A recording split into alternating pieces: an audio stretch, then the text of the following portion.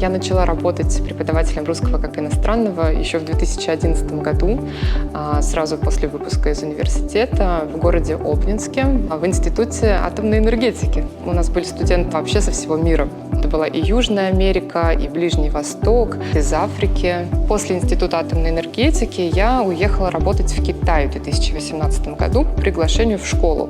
Меня Китай по-своему удивил, и особенно школьная система, как, например, в одном классе 100 человек могут сидеть практически неподвижно, не шевелясь и не издавая ни единого звука. Ну и после Китая я поехала работать уже от русской гуманитарной миссии в Палестину, в город Вифания, в школу, православную школу для девочек.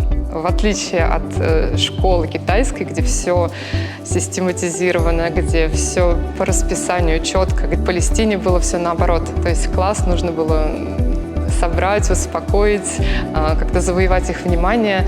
Совершенно другая культура.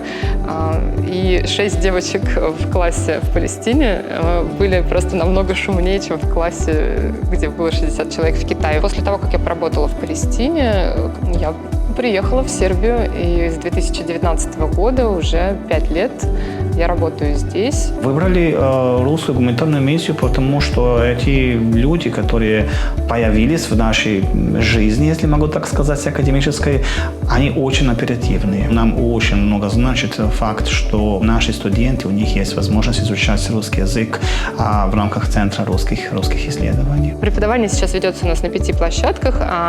Это школы, университеты, онлайн-курсы. Обучаются около 150 человек.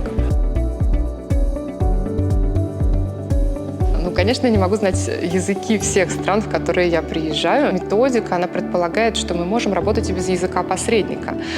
Конечно, обычно в качестве посредника все-таки используется английский, это ускоряет процесс. Но даже в таких группах, где нет языка посредника вообще, и такие студенты были, например, из Африки, все 10 человек сидят, они говорят на разных 5 местных языках и даже друг друга не очень хорошо понимают. В таком случае мы работаем без языка посредника. Как это происходит? Мы знакомим их сначала с буквами и звуками, потом соединяем знакомые звуки в слоги и в слова. Слова перевести можно, в общем-то, и на родной язык с помощью словаря, они могут им воспользоваться, а можно на первых этапах сделать это с помощью картинки, не знаю, пантомимы, все что угодно. Дальше из уже знакомых слов комбинируются какие-то конструкции. Кто ты? Я студент. Кто он? Он студент. Самые простые фразы потом собираются в более сложные фразы.